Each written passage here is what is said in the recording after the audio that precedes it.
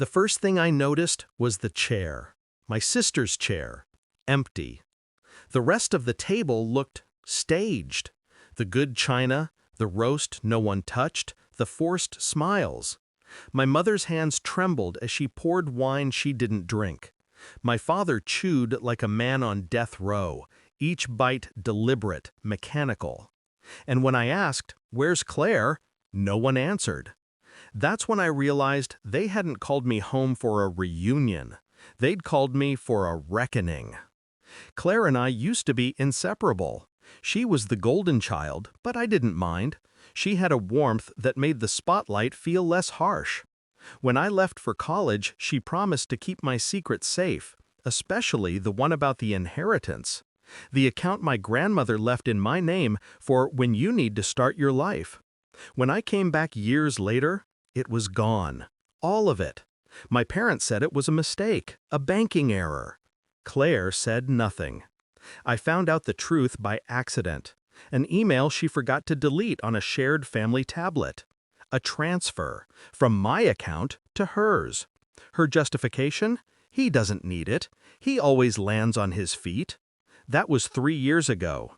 I didn't confront her then. I congratulated her instead on the new car, the new house, the new husband. She thought my silence was forgiveness. She mistook control for weakness. I let her believe that. Revenge isn't rage, it's math. It's knowing when to move and when to wait. So I waited. I started small. I called her husband, Jason, one night, pretending to be from their bank's fraud department.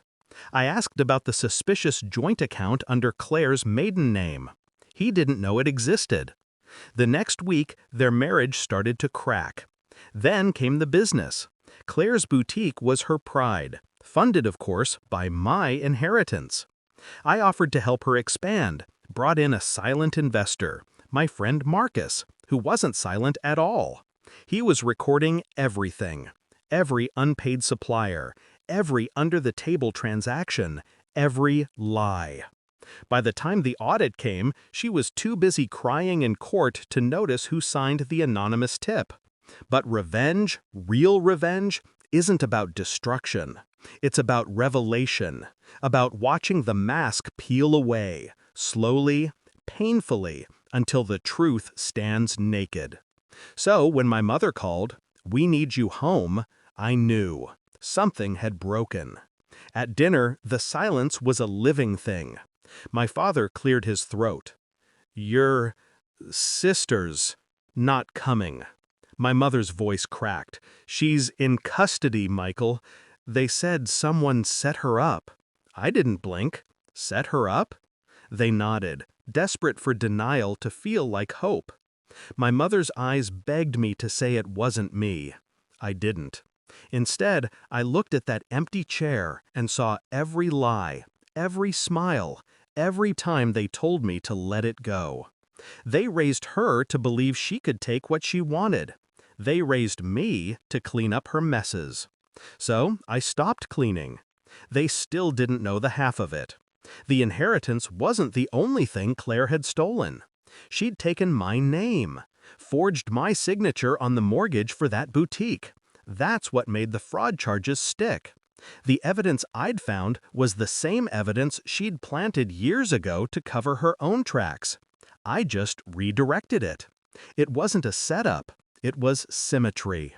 And now, her empire, her husband, her house, her reputation, all crumbled under the same silence I'd given her when she stole from me.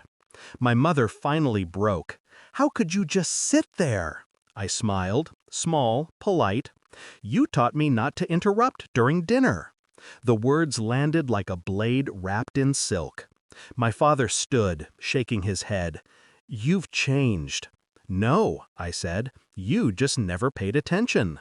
Later that night, after the dishes were cleared and the lights went out, I walked past that empty chair again. The air still carried the faint smell of rosemary and guilt. I placed a folded napkin on the seat. Inside it, a single note. "You always said family comes first." I just finally listened. Then I left.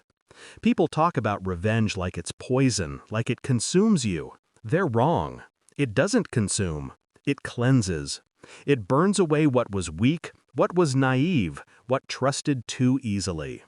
And when it's done, when the smoke settles and the silence returns, you see yourself clearly, maybe for the first time.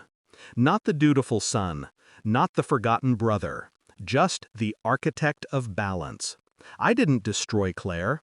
I let her destroy herself. I just made sure everyone was watching. And as I drove away from that house, the one that never felt like home, I realized something simple, final, and true. Some chairs stay empty for a reason.